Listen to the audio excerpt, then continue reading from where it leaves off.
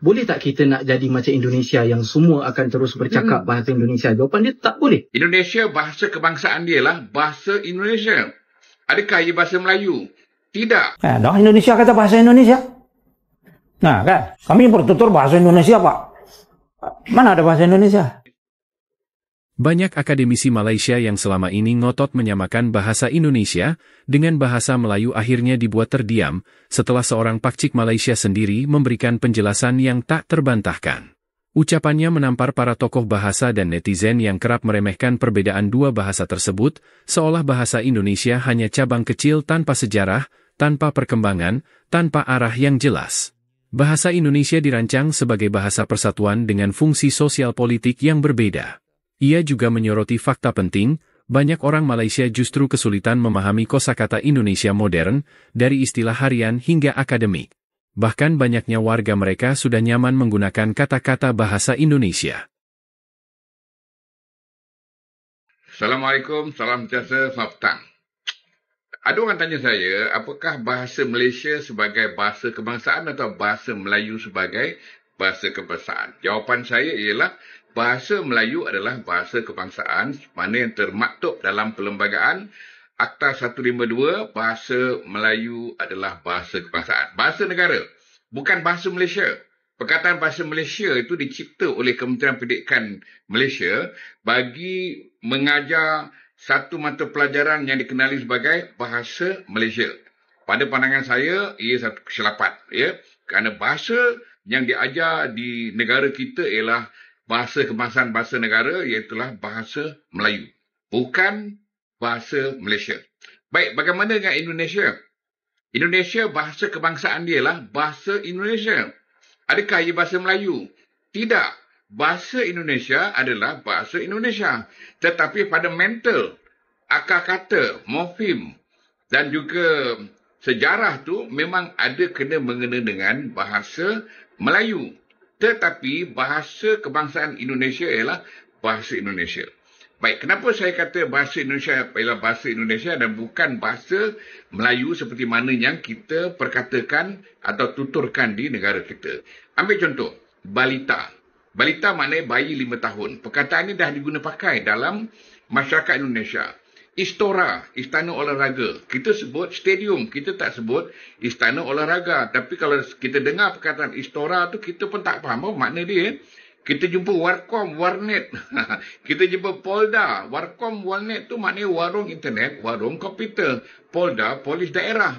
Curhat. Curhat tu maknanya curahan hati. Kalau kita jumpa perkataan-perkataan Indonesia, kita mungkin tak faham. Sebab itu adalah bahasa Indonesia, bukan bahasa kita. Kalau orang Indonesia datang negara kita, dia dengar perkataan pawagam. Kita ada perkataan pawagam. Gabungan perkataan seperti mana Indonesia buat curahan hati. Kita ada pawagam, panggung, wayang, gambar. Ya, 3 perkataan dicantum jadi satu. Baik, kalau kita dengar perkataan jemput. Ya, kalau kita guna perkataan jemput, kita kata saya ingin menjemput bapa ke rumah. Ya, jemputlah bapa ke rumah hari perkahwinan anak saya. Orang Indonesia memahami perkataan jemput itu, konotasi perkataan itu ialah kita datang menjemput, mengambil dia, membawa ke rumah kita pada hari kenduri itu. Jadi dia akan tunggu di rumah hingga kita datang ambil dia bawa ke rumah. Ya, itu konotasinya berbeza. Itulah bahasa Indonesia. Perkataan Indonesia butuh. Dia kata saya membutuhkan keuangan bagi menjalankan perniagaan. Kita tak guna perkataan butuh. Jadi perkataan membutuhkan itu bahasa Indonesia. Kalau kita guna perkataan butuh itu di sana tak ada masalah. Tapi kalau kita guna perkataan butuh di negara kita dalam bahasa Melayu, ia bermasalah kerana butuh itu ada konotasi mencarut. Tapi kalau Indonesia boleh. Kalau kita pergi Indonesia, kita nampak pintu dia tulis dorong. Dorong tu maknanya tolak. Ya, tapi dalam bahasa kita, dorong tu maknanya memberi galakan. Jadi kita nampak. Jadi kalau kita tak tahu bahasa Indonesia, bahasa Melayu ni, bahasa Melayu Malaysia ni memang ada beza. Tapi yang cantiknya apabila penyanyi-penyanyi di Indonesia, apabila mereka menyanyi lagu-lagu, mereka menyanyikan lagu bahasa Melayu.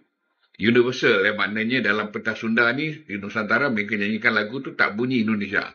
Kita dengar lagu Proring, kita dengar lagu Bob Tutupoli, kita dengar lagu Mary Go Slow dan ramai lagi penyanyi-penyanyi yang kita dengar lagu Indonesia ni bunyinya Melayu Nusantara. Dia tak bunyi Indonesia. Ya? Jadi sudah jelas bahawa bahasa Indonesia kekal sebagai bahasa kebangsaan Indonesia. Bahasa Melayu adalah bahasa kebangsaan di Malaysia. Jadi tak perlu kita berbahas panjang dalam bab ini. Sekian. Assalamualaikum. Salam sejahtera. Ditambah ada yang protes. Itu kan bahasa Indonesia asalnya dari bahasa Malaysia, bahasa Melayu. Oke. Saya kata betul. Saya sebagai bahasawan dan kita bangsa Indonesia tidak boleh menafikan fakta bahwa bahasa Indonesia berasal dari bahasa Melayu. Tapi bahasa Indonesia itu sekarang sudah berbeda dengan bahasa Melayu. Pertama dari segi status. Bagi bangsa Indonesia, ya, bangsa Indonesia nih, status bahasa negaranya, bahasa nasionalnya itu adalah bahasa Indonesia. Bahasa Melayu adalah satu di antara 718 bahasa daerah. Berarti bagi kita, bangsa Indonesia, bahasa Melayu adalah bahasa daerah statusnya. Bukan bahasa negara, bukan bahasa nasional. Bahwa di Malaysia, di Brunei, itu menjadi bahasa negara, menjadi bahasa nasional, itu urusan mereka, konstitusi mereka. Kita tidak akan cawe-cawe. Boleh tak kita nak jadi macam Indonesia yang semua akan terus bercakap bahasa Indonesia? Jawapan dia tak boleh. Kita tak akan boleh buat rakyat kita semua ni bercakap bahasa Melayu. Saya cakap memang tak boleh. Sebab negara kita dibina atas dasar integrasi. Indonesia dibina atas dasar asimilasi. Bermakna siapa yang bukan orang Indonesia, tu kan, yang tak boleh bercakap bahasa Indonesia, mereka dipaksa. Sebab itu kalau kita lihat muka jauh, tapi nama Cina. Nama Cina. Tapi kalau kita di Malaysia, integrasi, kamu boleh terus amalkan apa fahaman kamu, kamu boleh terus bercakap dalam bahasa kamu. Kerana itu, kita ada perbezaan itu, dan itulah pandangan saya. Enaknya Indonesia tidak pernah dijajah Melayu. Jadi dia tidak masalah pakai bahasa Melayu. Tapi kalau anda bangga dengan English-Englishannya, untuk menjelaskan sesuatu kok masih pakai bahasa penjajah itu nggak keren bagi abang. Kenapa? Indonesia masih cukup kok kosakata untuk menjelaskan sesuatu. Ini bahasa Melayu, tahu tak? Bahasa Melayu bukan Upin Ipin. Mentang-mentang lo kata segini Upin Ipin lah. Upin Ipin itu bahasa Melayu. Bahasa Melayu itu memang macam gini. Upin Ipin. Kau tahu tak bahasa Melayu itu bahasa Indonesia itu bahasa apa? Dia bahasa Melayu. Abang Mika mana rapi ready. Jadi bahasa Indonesia itu bahasa Melayu. Tahu tak? Cuba bikin cari Google. Bahasa Indonesia berasal dari bahasa Melayu. Upin Ipin. Saya nak tanya orang-orang Indonesia di sini. Bila korang terserempak atau berjumpa dengan orang Malaysia di Indonesia, korang faham tak bila bercakap dengan dia? Kalau korang faham dengan mudah, maka saya nak bagi tahu pada rakan-rakan Indonesia di sini, itu bermaksud orang Malaysia tersebut telah menukar bahasa Melayu Malaysia kepada dialek atau perkataan Indonesia. Tapi kalau dia bercakap dan korang tak faham, itu maksudnya dia cakap bahasa Melayu gaya Malaysia. Tapi rata-rata orang Malaysia ni, termasuklah para pemimpinnya, bila pergi ke Indonesia, mereka bukan saja tukar perkataan, tetapi siap dengan dialeknya sekali. Pada saya, ini adalah satu kerugian kerana kita sepatutnya kekalkan sahaja gaya bahasa masing-masing. Kalau betul-betul tak faham, barulah jelaskan maksud perkataan yang disebut tu. Saya tak kisahlah orang nak kata saya ni terlalu sempit pemikirannya ke, tapi apa yang saya nak buat ialah nak kembalikan identiti Malaysia yang dah semakin pudar. Apa pandangan anda? Tuliskan dalam ruangan komen.